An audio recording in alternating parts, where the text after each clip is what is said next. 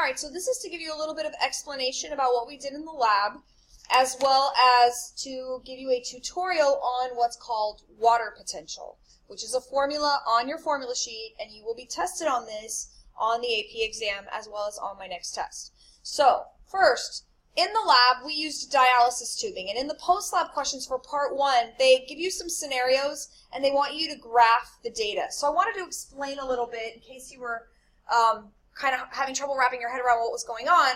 Here's the scenario. So they had water in beakers, and then you had dialysis tubings with different molarities or concentrations of a sucrose solution, and you were told that the sucrose solution cannot pass. So, which is very, very important, because if sucrose can pass, this would change things, but sucrose cannot pass through this membrane. This is a semi-permeable membrane, and only water can pass. And then they gave you a data table with percent changes in mass. In other words, that's calculated as final minus initial over initial times 100. And it's basically a measure of how much weight the dialysis tubing either gained or lost. So, just to give you an idea of what we would have expected to happen, let's just say we have this scenario. We have water in the tubing and we have water in the beaker. Would we expect it to gain, lose, or stay the same? And the answer is, since this is isotonic, we would have expected it to stay the same or see a 0% change in mass. Now, scenario 2, we have a 0.2 molar solution in the bag and we put it into pure water. Well, remember what we talked about, water always goes, assuming the sucrose can't move, towards the hypertonic side, and this would be hypertonic. So we would expect this bag to gain weight. And I'm just going to make up a number. Let's just say that this bag gains 2%. And now I have a 0.4 molar solution in my bag, and I put it into pure water. Again, the bag is hypertonic. As a matter of fact, it's more hypertonic than my 0.2 bag. So I would expect this to gain even more weight, because the steeper the concentration gradient, the difference in concentration, the more weight gain we should see. And now in my third bag, I have a 0.6 molar solution, which is even more hypertonic. So maybe I would predict 6% gain, but all of these would gain.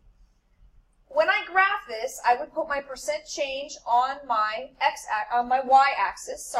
The molarities would be here on my x-axis, and pure water would be the same as 0 molar. It has nothing in it, so 0 molar would be pure water. And I would graph this, and I would get something like this. 2%, 4%, 6%, whatever, something like that. Obviously, I don't actually have numbers here, but just to show you what happens. So the steeper the gradient, the more weight we would expect the bags to gain. All right, now let's change it up. So this is a little different. My bag still has a molarity in it, but this time we have a membrane that's impermeable to the sucrose, and we want to know which way the water is going to go. So I have a 0 molar solution. I put my 0.5 molar bag in there. What should happen? Well, in this case, my bag is hypertonic, so I would expect my bag to gain weight. And again, I don't know what the percent change would be. I'll make up a number. Let's just say it gains 5%. Now I put my 0.5 bag, or a second bag, in 0.5 molar solution. Well, in this case, this is isotonic. So in this case, my bag should stay the same. I don't mean stuff's not moving. I just mean the weight would stay the same. So a 0% change in mass. And in my third scenario, I put my 0.5 molar bag in a 1 molar solution. Well, now my solution is hypertonic, so I would expect this bag to lose weight, and therefore I'm just going to make up a number, negative 5% change in mass. So if I was to graph it this time, and I need to redo this because it got cut off a little bit, but if I was to do it this time, what I would see, so I can put this, so this is my percent change on my y-axis, this is my 0.5 molar, oops, this is my 1.0 molar, this is my molarity here, and what I would expect to see is I would gain 5% in my pure water, I would stay the same in 0.5 because it's isotonic, and I would lose 5% in the 1 molar solution, and I would get a line that looks something like this. Notice how I have positive and negative on my y. This is the scenario you're going to be working with in part 3 of the lab, And this is also a graph you're going to have to be able to make on the short answer of our test. So it'll have an x that only has positive numbers, but your y-axis will have positive and negative numbers because your percent changes in mass are going to, some of them are going to be higher and lower. Okay, so let's go to what you're actually going to be doing in the lab. So theoretically, I left one out here. There's actually in the lab going to also be a 0.8 molar solution. So here's what you're going to be doing. You're going to be putting potatoes into these different solutions. Now, we don't know what the molarity of the potato is, but we know that it's somewhere between water and 1.0 molar. It's definitely going to be higher than the water, the molarity of the potato, and it's definitely lower than 1 molar. So here's what I should expect. If I put potato into pure water, it should gain weight. Not only should it gain weight, but it should gain the most weight in pure water because this is the most hypotonic solution we could possibly have in comparison to all the others. So my potato should gain the most weight in pure water. And it should lose the most weight in the 1 molar solution. Because again, we know that if we put these in order, somewhere across this line from water to 1 molar, we're going to get to the molarity of the potato. Now let's just say that the molarity of the potato turns out to be 0.5 molar. Well, if the molarity of the potato turned out to be 0.5 molar, then in pure water it would gain. In 0.2 molar, my potato would also gain, but not as much as pure water. In 0.4, it would also gain. Again, because in all 3 of these cases, 0.5, my potato would be hypertonic.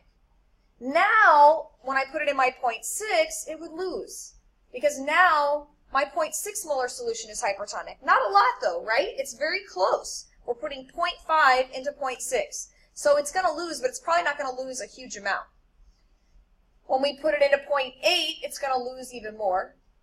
And again, when I put it into 1.0, it's going to lose the most. So again, I could graph this. You would actually, in the lab, you're going to have numbers. So let's just make up some numbers here. So let's say that in my water, it gains, I don't know, 15%.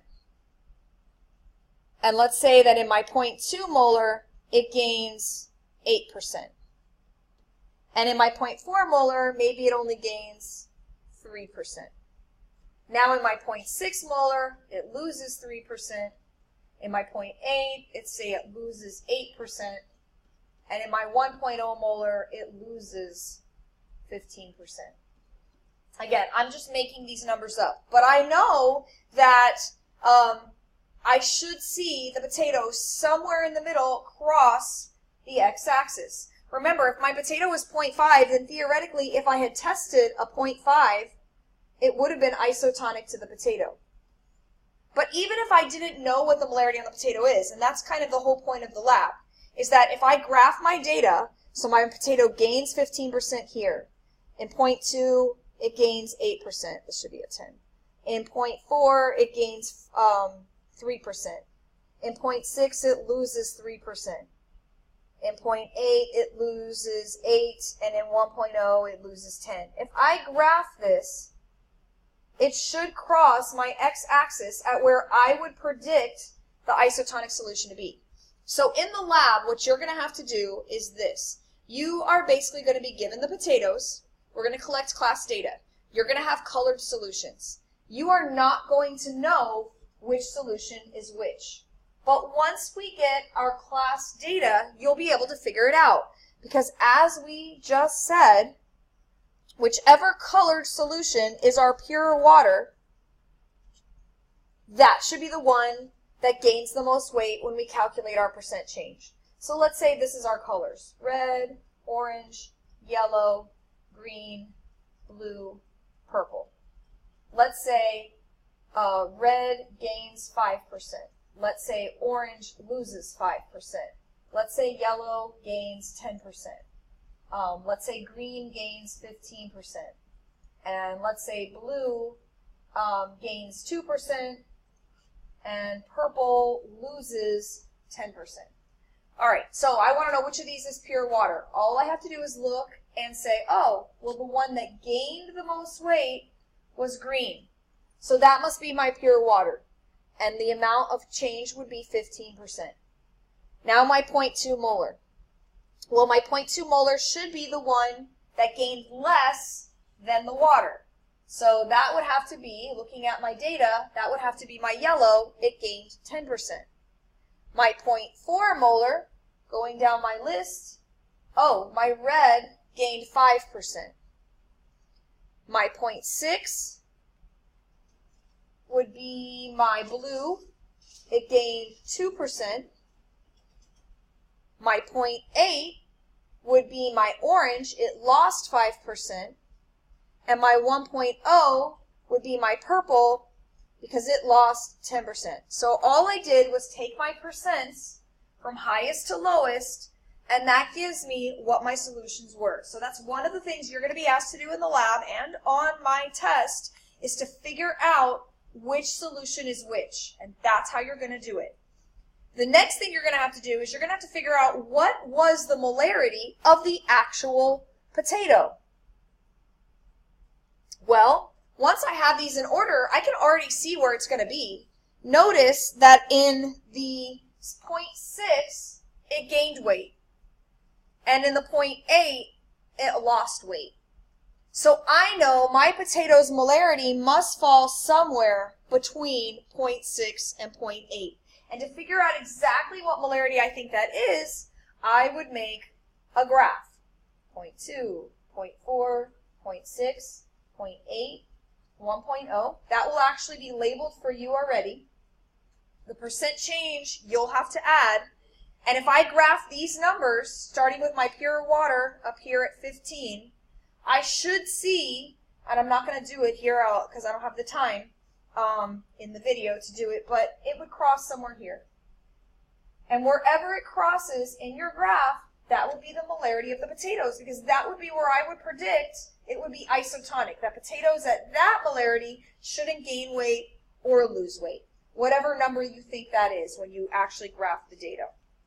So that's what you're going to have to do in the lab is put the solutions in order, figure out which solution was which, then graph your data and figure out what the actual molarity of the potatoes was.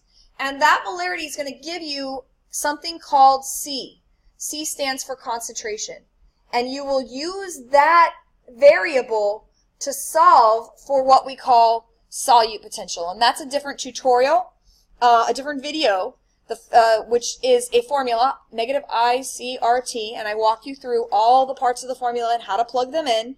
But that's how you get C for that formula from data, if it's not just given to you. You make a graph of your data, and where it crosses the x-axis, that molarity is C, or the concentration that you're looking